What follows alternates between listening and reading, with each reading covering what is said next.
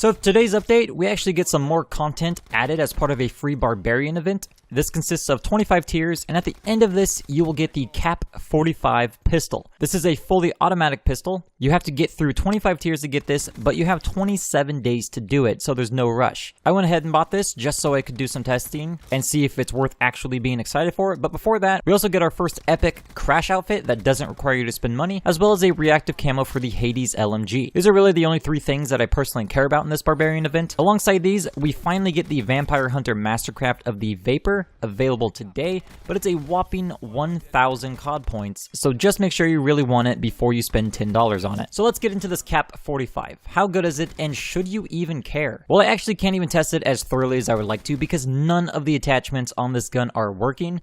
You can equip them, but they don't appear on the weapon and they don't function at all. I'm sure this will be fixed, but when, however, is another question. I think this is actually completely unacceptable to launch a weapon this way, especially when people, like myself, can end up spending real money on it. But I guess it just goes to show that PS4 players really are the beta testers of new content. First up, let's talk about damage. This gun will deal 28, 23, 21, and 18 damage. It has less than a 1.1 times headshot multiplier, so headshots are pretty useless to go for. This means it has a 6 to 9 shot kill range unless you get 5 headshots in a row without high caliber. I'm sure high caliber will have a decent multiplier, but I'll have to make a follow-up on that later. It has around a 150 millisecond ADS time, which falls in line with all pistols. It has a magazine size of 20 rounds and a rate of fire of around 821 rounds per minute. That number comes from an average of multiple tests to make up for the inconsistencies of being limited to 60 frames per second, and it has a reload speed of about 1.2 seconds. So without any attachments,